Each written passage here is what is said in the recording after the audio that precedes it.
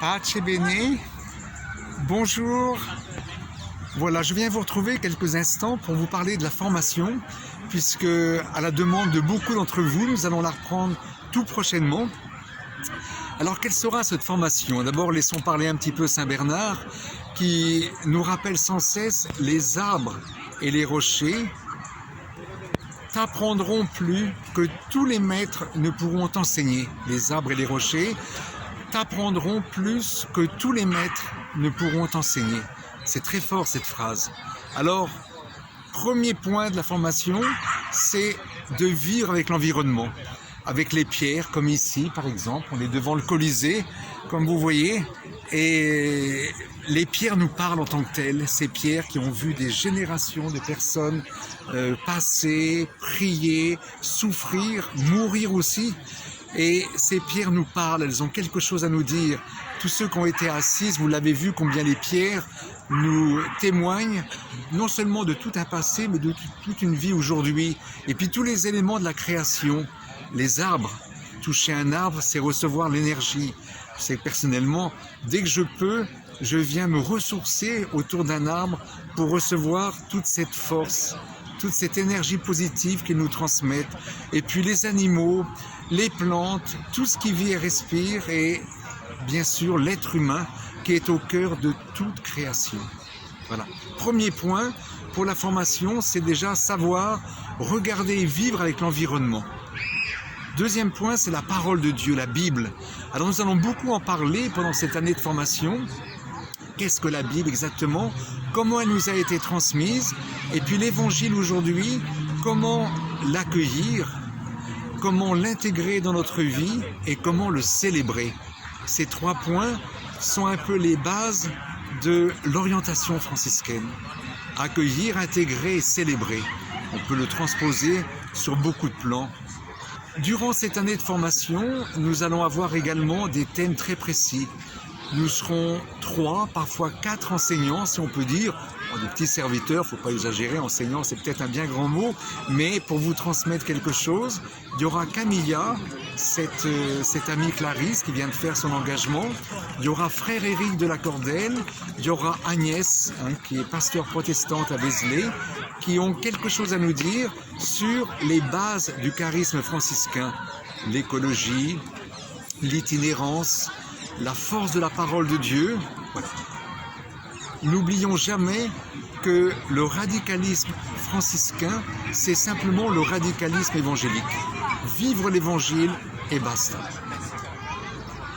Maintenant, deuxième chose, alors, les pèlerins de la charité, vous savez, auxquels vous appartenez, ne sont aucunement isolés. Les pèlerins de la charité sont en lien très étroit avec ce qu'on appelle la communion ou la famille franciscaine, de toutes branches confondues. Et ça, c'est très important. On n'est pas une secte, on n'est pas un rameau séparé. Cet héritage, on le reçoit du Christ par Saint François et Sainte Claire. Et aujourd'hui, il y a une famille qui est là, qui est telle qu'elle est, auquel nous sommes très étroitement liés. Alors, tous à Lourdes, pour le week-end de l'Ascension, c'est-à-dire du 29 mai au soir au 1er juin au matin. Pourquoi Lourdes? D'abord, c'est la cité mariale, la tendresse de Marie qui est au cœur de notre spiritualité. C'est quand même génial, c'est pas uniquement un groupe de personnes alors qu'on trousse les manches, on annonce l'évangile par notre vie. Non, il y a la tendresse de Marie qui est là. Et puis, l'événement, nous allons célébrer en 2025 le 8e centenaire du Cantique des créatures. Ce sera l'année de la protection de la nature, de l'écologie. François, s'il est le patron de l'écologie, c'est parce qu'il a considéré tout ce qui vit et respire comme ses frères et sœurs. C'est vital. Donc, avec toute la famille franciscaine, nous sommes invités, maintenant c'est sûr, à participer à ce grand rassemblement du 28, c'est-à-dire du mercredi après-midi, ou du jeudi 28 mai après-midi au dimanche matin. Donc, nous serons donc le 1er juin. Voilà. Vous allez recevoir le tract jusqu'après ce clip.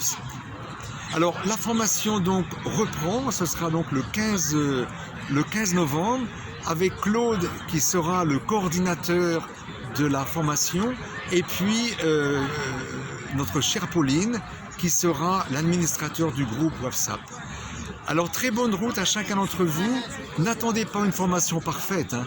La perfection, on peut s'en rapprocher ou autre, mais dans le domaine de la formation, on a vraiment tous conscience que c'est loin d'être parfait ce qu'on vous propose, hein.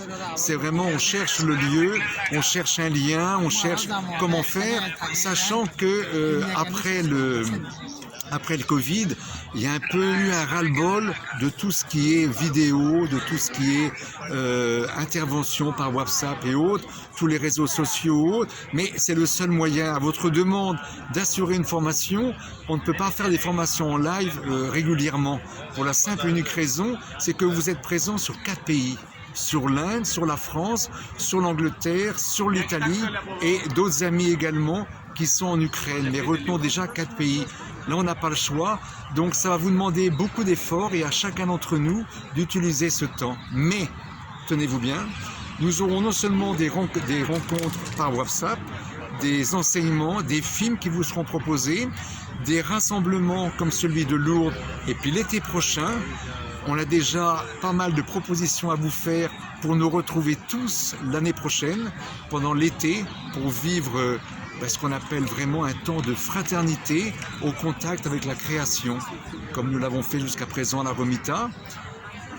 Temps de fraternité, de partage, d'amitié, de travail manuel et, bien sûr, de prière.